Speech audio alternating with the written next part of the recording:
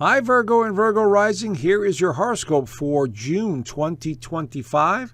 I am Astrologer Joseph Anthony. All right, this is a big month. We're here at the middle part of the year. This is the 6th month out of the year, and we're in a transition phase.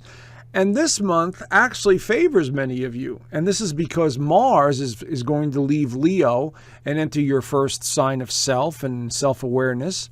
And Mercury, your ruler, is going to switch signs, go into Cancer. And we also have Venus that's going to leave your 8th house and go into the 9th house. So I'm seeing a very dynamic month ahead for many of you, where you're taking more of initiative. Your energy level may be, a little higher. You're feeling more motivated on some level, okay? So if you're a sun sign of Virgo or a rising sign in Virgo, this reading is for you. It's a very general, basic overview using Western tropical sun sign astrology. And again, it has to be very basic because everyone's birth chart is different and everyone's birthday is different. So I have to be very general here, okay? But it'll still give you an idea of what's going on. So anyway, so we have several planets making shift and change. But we also have Jupiter that's going to be leaving Gemini and going into your 11th house. So we've got a lot of significant change happening where the energy completely shifts. And of course, last month we had Saturn leave your 7th house of Pisces and go into the 8th house into Aries. Now, this is the first time it's done that in 29 years. Now, the 8th house has a lot to do with the deep psychological side of life. And Saturn here will bring up a lot of karma. It will bring up a lot of memories. It will bring up the deep, part of you, the anxieties, the fears that you have to face reality with, you see, because Saturn is karma.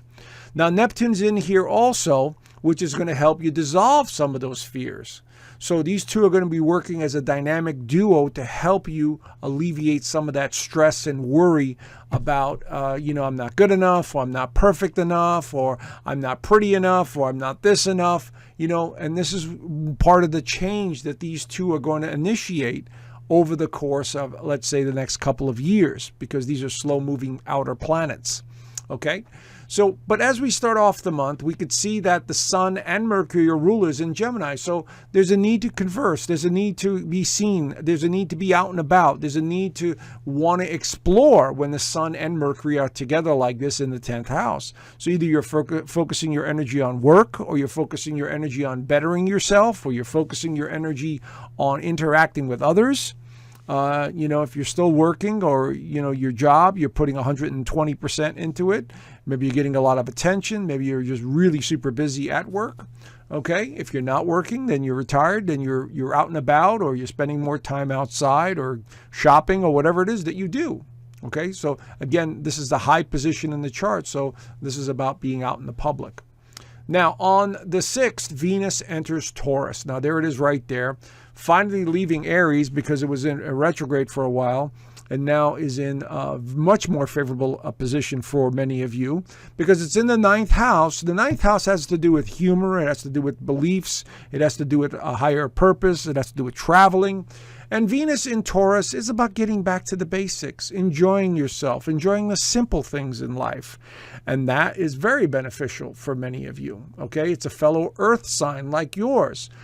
Taurus, Virgo, and Capricorn are all three of the earth signs. So it's about practical matters.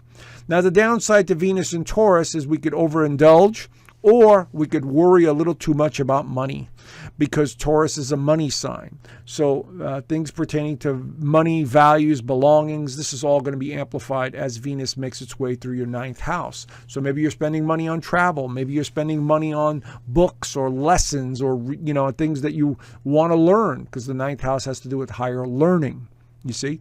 So keep that in mind, but this is a good time for having some more fun, okay? So make sure you do something fun from time to time to enjoy yourself. Now, Mercury enters Cancer on the 8th and 9th right there.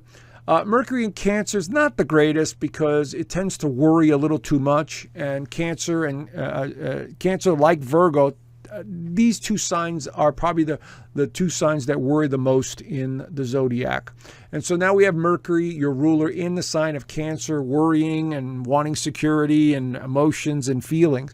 So you need to be careful with this one for the next 3 weeks because it could be a little more emotional and volatile. You see, and it's in the 11th house. Could have something to do with a friendships, an organization, somebody in your community that may rub you the wrong way, so to speak. All right, so keep that in mind so you have an idea what's going on. Now, Jupiter enters Cancer for the first time in like 12 years.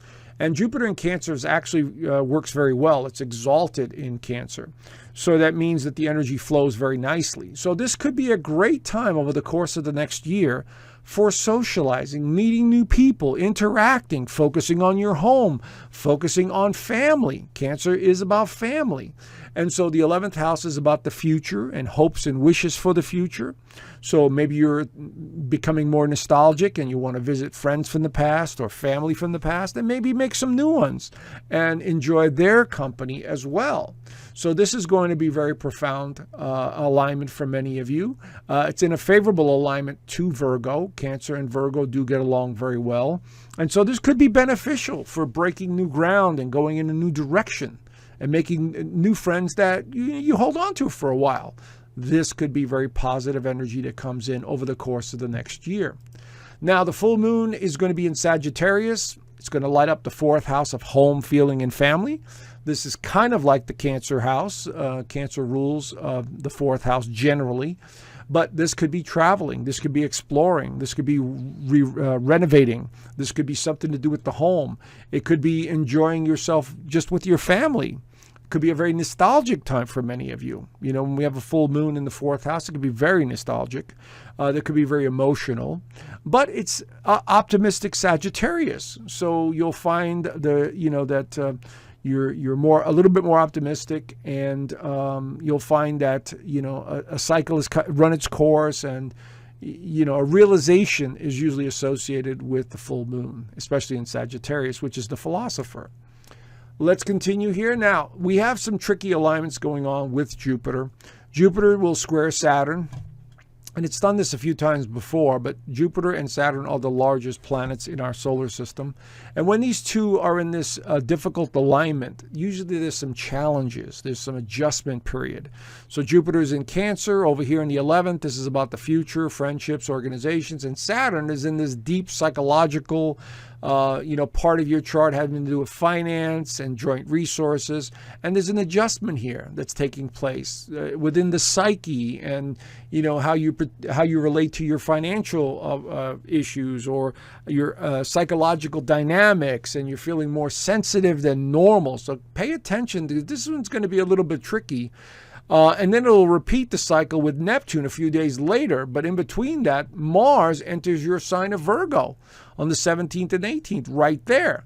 So this is going to amp up the energy and nervous energy that many of you have. And you have to remember that Virgo is the sign of the nervous system and the digestive system. Now, Mars in there will irritate those areas if you get yourself too anxiety-ridden or worrisome. So I want you guys to pay attention to this. This is about 6 weeks that this Mars is going to make its way through Virgo.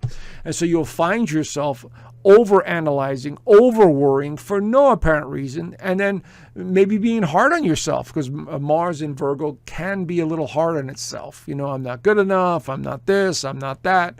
So you need to be very aware of that. My suggestion, exercise, go for a walk, enjoy yourself. Mars will give you the motivation to do all that. So, balance the energy. Now, here's that other alignment, Jupiter square Neptune. Now, this one's a little easier, but still a confusing one because it's a square. Jupiter's optimistic. Neptune is kind of like fantasy-oriented. So, this could be a dreamy alignment, but you got to be careful of the expectations here because this may be unrealistic expectations for many of you. You see, because the square is forcing you to look at things in a different way. And that is the challenge here. It's not a bad or good thing, it's just an adjustment period. And so we're going to see that, energy somehow manifest itself. At the same time, Mars enters Virgo. So let's see where it goes, friends. And again, don't take it personally like you're the only one going through it, because these alignments are affecting everyone. And so we'll see how it plays itself out. Now, everything starts to change when the sun enters Cancer on the 20th and 21st, right there. This is a little bit more optimistic with regards to the future, with regards to family, with regards to connecting with people on an emotional level. As you can see here, we now have 3 planets in the 11th house. So friendships and getting together with others, this could definitely be that. But we also have the new moon in Cancer on the 25th. This is going to be at 4 degrees. So we're seeing a lot of possibilities here. Either travel, gathering with other people, communities, things pertaining to your home life, real estate matters. These are all possibilities here, because new moons are new opportunities that are opening up for you guys. So it's going to be a very emotional time. There'll be a lot of emotion and feelings. I think it could be some good ones because of Jupiter being closely aligned to this new moon. So I say take advantage of opportunities if you get invited to places that you need to go and experience. Now, last but not least, we have Mercury entering Leo. Now, Mercury is your ruler. It enters Leo. This becomes a very creative alignment. So Mercury for the next 3 weeks is a very creative alignment. So take advantage of opportunities to do things by yourself that you enjoy doing, that you're curious about, that you want to, play and engage in. So this is giving you the opportunity to do all that when Mercury goes through Leo. Okay? So it's a much stronger alignment. So anyway, there you have the general overview. If you want to know more, please consider joining my inner circle. Here, as you can see here, I do extended horoscopes. And every week I talk about the astrology, and the members really enjoy that. Of course, I teach astrology in the community. Members get to send me their charts, and I answer a few questions for them. And every Sunday we have a Zoom call. So, we interact, we talk about what's going on in the world affairs, and members get to ask me, whatever they want. And so every Sunday we do that. So this is a really nice community. There's a 7-day free trial, so you've got really nothing to lose. And check it out and see if it's for you. I left the link down below. Anyway, I hope to see you there, and have a great month, and I look forward to talking to you soon. Bye for now.